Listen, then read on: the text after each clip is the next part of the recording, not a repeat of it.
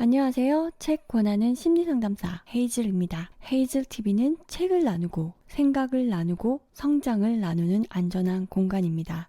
제가 오늘 권해드리는 책은 소망을 이뤄주는 감사의 힘, 넬르시 넬슨, 지니 르메어 칼라바 지음, 이상춘 옹김, 한문화 출판입니다. 유튜브에 감사에 대한 책 리뷰, 감사 관련 강의, 감사 방법 소개 등 관련 영상들이 정말 많이 올라와 있어서 감사에 대한 영상을 만들어야 하나 고민을 조금 했었습니다. 지난 영상들에서 감사의 중요성을 여러 번 언급했었고 또 유튜브에 잘못된 감사 방법을 소개하는 영상들이 꽤 있더라고요. 그래서 그럼 제가 생각하기에 올바른 감사 방법 한번 소개해보고자 이 책을 리뷰하게 되었습니다. 영상을 끝까지 시청하시면 올바른 감사 방법에 대해 쉽게 접근하실 수 있을 거라 생각합니다. 제가 정말 수많은 감사에 관련된 책 중에 이 책을 선택한 이유는 과학적인 근거들을 바탕으로 논리적으로 쓰여 있고 또한 저자는 책의 모든 부분들에서 행동을 강조하고 있습니다. 실제 구체적인 행동 사례도 자세히 나와 있고요. 제가 저자처럼 심리 상담을 하는 사람이라 그렇겠지만 공감이 가고 도움이 되는 부분이 꽤 많다는 생각이 들어서 리뷰를 하게 되었습니다. 제가 항상 구독자 여러분에게 드리는 말, 당신의 변화된 행동이 당신의 잠재된 의식을 바꿉니다. 생각만 하면 바뀌지 않습니다. 행동을 해야 합니다. 머릿속으로만 생각하는 것으로는 아무 일도 일어나지 않습니다. 궁극의 경지에 있었던 분들인 부처님이나 예수님도 행동을 통해 그들의 삶의 메시지를 우리에게 전달하셨습니다. 긍정 확언만으로는 세상을, 나를 바꿀 수 없습니다. 긍정 확언과 나의 현실이 이어지게 내가 만들 수 있는 것이 나의 행동입니다. 그래서 저는 나의 이상, 즉 긍정 확언과 나의 현실을 이어주는 가장 좋은 끈이 바로 감사하는 행동이라고 생각합니다. 그럼 감사의 힘에 관해 한번 알아볼까요? 감사의 힘을 이해하려면 먼저 우리의 삶이 에너지로 이루어졌다는 사실을 깨달아야 한다. 의자나 강아지, 우리의 감정 등 모든 것은 형태만 다를 뿐 에너지라는 공통점을 가지고 있다. 단지 의자는 무생물, 강아지는 생명체, 그리고 감정은 마음의 상태로 에너지가 존재하는 형태만 다른 것이다. 모든 에너지는 파동으로 나타나며 이 파동은 1초에 몇 번 진동하느냐는 진동수로 측정된다. 어떤 진동은 지구의 리듬처럼 감지할 수 없는 반면 음악처럼 진동수가 16에서 2만 헤르츠에 달하는 소리들은 쉽게 인식할 수 있다. 찰스 테일러가 음악적인 소리의 치료 효과라는 저서에서 밝혔듯이 이 범위의 소리들은 우리가 귀로 들을 수 있을 뿐 아니라 몸으로 느끼기도 한다. 사람은 누구나 자기만의 고유한 파동을 가지고 있다. 이 책도 지금 이 순간 파동을 발산하고 있으며 당신 마음속에 떠도는 생각이나 오늘 아침 상사의 불쾌한 기분도 모두 나름대로의 파동을 발산한다. 겉보기에 단단하거나 형체가 없는 것들을 포함한 모든 우주 만물은 각자 고유의 파동을 가지고 있다. 감사 에너지 또한 파동으로 전달된다. 감사의 파동은 매우 강력한 힘을 지니고 있다. 마사루 에모토 박사는 생각이나 느낌, 음악이 물의 결정체에 미치는 영향을 직접 촬영하는 개가를 올렸다. 그는 얼음의 결정체를 여러 상황에 노출시킨 후 그 변화를 고성능 현미경으로 촬영해서 물은 답을 알고 있다라는 책을 통해 소개했다. 에모토 박사는 물을 얼려 튜브에 담은 뒤 앞에 놓고 사랑과 감사라는 단어를 말했다. 그런 다음 동일한 조건에서 아무 말도 건네지 않은 물의 결정체와 비교해 보았다. 그 결과 매우 놀라운 사실을 발견했다. 임의로 선택한 증류수는 결정체가 형성되지 않은 흐리고 불투명한 모습을 보여준다. 그리고 사랑과 감사라는 단어를 말했을 때 물의 반응은 결정체가 규칙적이고 선명하고 정교하고 아름다운 레이스 모양을 보인다. 에모토 박사는 다시 물에게 너는 내게 깊은 상처를 줬어. 너를 죽여버릴 거야. 라는 말을 건넨 후 반응을 관찰했다. 물의 결정체에 매우 부정적인 영향을 미쳤다. 에모토 박사는 이 결정체를 뒤틀리고 파괴되고 분열된 상태라고 표현했다. 결정체가 거의 형성되지 않은 이 혼란한 상태는 사랑과 감사 결정체의 순수한 아름다움과는 크게 대조되는 모습이다. 몇 마디 말로 물의 결정체에 이렇게 큰 영향을 미치는데 강렬한 의지를 담은 감사가 당신의 삶에 어떤 영향을 미칠지 상상해보라.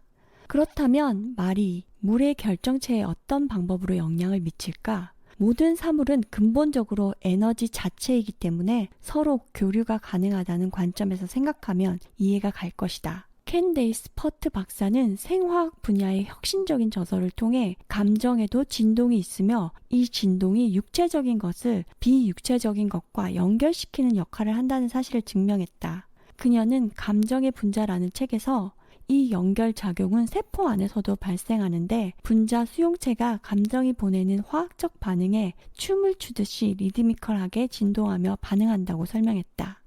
그 사실을 확실하게 증명해 주는 곳은 우리 몸의 가장 근본적인 기관인 심장과 뇌다.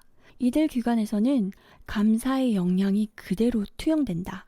만일 당신이 분노와 같은 부정적인 감정을 느낄 경우 당장 심장 박동이 불규칙해진다. 오르내림이 심하고 불규칙하여 리듬이 없어진다. 혼란스럽고 불규칙한 심장 박동은 우리 몸의 연쇄적인 반응을 불러일으킨다. 혈관이 수축되면서 혈압이 올라가 고혈압을 초래하므로 심장 발작이나 뇌졸중 가능성이 급격히 증가한다. 반면 감사하는 마음을 가질 경우 심장 박동은 규칙적이고 주기적이며 균형 잡힌 파장을 나타낸다. 우리가 기분이 좋을 때, 화가 났을 때 치매 성분이 다르다는 것도 과학적으로 증명된 사실이잖아요. 화가 났을 때의 치매 성분은 우리가 몸에 좋지 않은 성분들로 채워진다고 합니다. 그래서 화가 난 사람들이 침을 뱉죠. 실실 웃으면서 아이 좋아 뭐 이러면서 침 뱉진 않잖아요. 몸에 좋지 않은 성분이 나오니 뱉어서 없애야겠죠. 우리 몸의 70%가 물이잖아요. 그러면 마사루 에모토 박사의 실험에서 밝혀졌듯이 감사로 물이 이렇게 변하니 우리가 그 감사하는 마음으로 우리의 몸의 70%에 해당하는 물의 변화를 일으킬 수 있다는 사실이 너무 놀랍지 않나요? 한번 상상해 보세요. 이 뒤로도 감사하는 마음을 느끼고 있을 때 심장과 우리 뇌의 활동의 변화를 연구 관찰한 과학적 논문들을 자세하게 소개하고 있습니다. 감사하는 마음만으로도 우리는 심장과 뇌의 규칙적이고 건강한 흐름이 일어나게 한다고 정리할 수 있겠네요. 감사는 감사를 부른다. 감사가 뇌에 미치는 영향은 증명되었다. 하지만 어떻게 영향을 미칠까? 감사의 파동이 심장이나 뇌와 어떤 과정을 통해 상호작용하는 것일까? 우리의 몸의 생체 화학 작용은 매우 복잡하지만 동조현상이라는 원리를 알면 이 과정을 쉽게 이해할 수 있다. 동조현상이란 하나의 진동이 다른 진동과 일치되거나 조화를 이루는 반응을 말한다. 예를 들면 한 성악가의 목소리 파동이 옆에 놓인 크리스털 유리잔의 파동과 일치할 경우 유리잔이 떨리는 현상이 일어난다. 또 두 개의 바이올린 줄을 같은 음높이로 조율한 후 같은 방에 두었을 경우 한쪽 바이올린 줄을 켜면 같은 음높이의 다른 쪽 바이올린 줄도 울리기 시작한다. 동조현상은 17세기 크리스천 호이겐스에 의해 우연히 발견되었다. 추시계 발명가이기도 한 호이겐스는 많은 추시계를 소유하고 있었다. 어느 날 그는 모든 시계추가 동일한 모습으로 흔들린다는 사실을 알게 되었다. 자신이 조작하지 않은 현상을 발견한 그는 매우 당황했다. 호이겐스는 다시 시계추마다 각자 다른 리듬을 갖도록 조절했다. 하지만 얼마 지나지 않아 또다시 모든 시계추가 가장 강력한 리듬의 시계추와 완벽하게 일치되는 움직임을 나타냈다. 동조현상은 심장의 박동이 뇌파와 일치하는 현상을 설명해준다. 앞서 소개한 심장공식의 해법의 작가 칠드리 박사와 하워드 마틴 박사에 따르면 진심으로 감사하는 마음을 품게 되면 뇌파와 심장 박동수가 일치하게 된다는 것이다. 매 10초당 심장 박동이 보이는 사이클인 0.1Hz와 뇌파의 주파수가 정확하게 일치한다. 동조현상은 신비하게 생각되는 많은 현상들에 대한 해답이 될 수 있다. 예를 들어 우울한 사람이 있는 방에 들어가면 기분이 우울해지는 걸 누구나 경험했을 것이다. 반대로 행복한 사람들과 어울리면 당신도 금방 행복에 물들게 된다. 두 경우 모두 동조현상 때문이다. 방 안에 가득 찬 사람들의 집합적인 파동은 대개 당신 혼자의 파동보다 강하기 때문에 당신의 파동이 그들의 파동에 동조하게 되는 것이다. 그들의 집합적인 파동은 당신 안에 잠재되어 있던 우울함이나 즐거움에 작용해서 당신의 우울함 또는 즐거움의 파동으로 끌어들인다. 이럴 경우 당신이 강하게 저항하지 않으면 동조될 수밖에 없다. 그러나 당신 안에 잠재력이 없다면 동조 현상은 일어나지 않는다. 예를 들어 당신의 생각과 감정이 온통 분노에 사로잡혀 즐거움의 파동이 비집고 들어갈 틈이 없다면 당신 안에 잠재되어 있는 즐거움은 효과를 발휘하지 못하게 된다. 즐거움의 진동이 시작되도록 줄을 튕겨주지 못하기 때문에 동조 현상이 나타날 수 없다. 흔히 사람들이 그 사람의 기분을 풀어주려고 애써봤는데 소용이 없어 라고 말할 때가 바로 이런 상태인 것이다. 그 말은 즉 이런 뜻이다. 그 사람 안에는 기쁨의 파동이 전혀 없어. 이럴 경우에는 아무리 상대방에게 기쁨의 에너지를 듬뿍 보내도 전혀 효과가 없다. 우리는 종종 이런 말로 상대방의 파동을 표현한다. 제발 날 좀 미치게 만들지 마. 또는 그녀는 나를 아주 기분 좋게 만든단 말이야. 그러나 대부분의 시간 동안 우리는 중간적인 파동을 지니고 살아간다. 의도적으로 생각이나 기분을 만들어 가지 않고 그냥 흐르는 대로 맡기는 상태를 말한다. 바로 이런 이유 때문에 어떤 사람이나 상황이 당신의 기분을 특정한 방향으로 끌어들일 수 있다. 다시 말해서 자신의 파동이 강력하지 않으면 다른 사람이나 상황의 파동에 동조될 가능성이 높다. 그들의 강력한 파동은 당신 안에 내재된 파동에 영향을 미친다.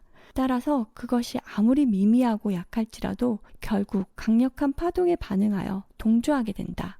반면 당신이 강력한 에너지로 파동을 발산할 경우 만일 상대방이 저항하지 않는다면 당신의 에너지에 동조될 것이다. 우리가 흔히 듣는 호의는 호의를 부른다. 가는 말이 고와야 오는 말이 곱다. 주는 대로 받는다. 라는 말들은 이런 과학적인 사실을 반영하는 것이다. 우리는 진동 에너지로 가득 찬 우주에 살고 있다. 따라서 당신이 어떤 에너지를 발산하느냐에 따라 동일한 에너지로 되돌아온다. 여기서도 어김없이 끌어당김의 법칙이 나오죠. 나의 감사의 파동은 그 주파수에 맞는 감사의 파동을 끌어당깁니다. 내가 충분하게 단련된 탄탄한 근육에 긍정 에너지를 가지고 있지 못하면 주위에서 생겨나는 파동에 휩쓸릴 수 있습니다. 긍정은 긍정을 끌어당기고 감사는 감사를 끌어당깁니다. 자, 감사의 힘에 대해 알아봤으니 그 힘을 활용하는 방법을 한번 알아볼까요?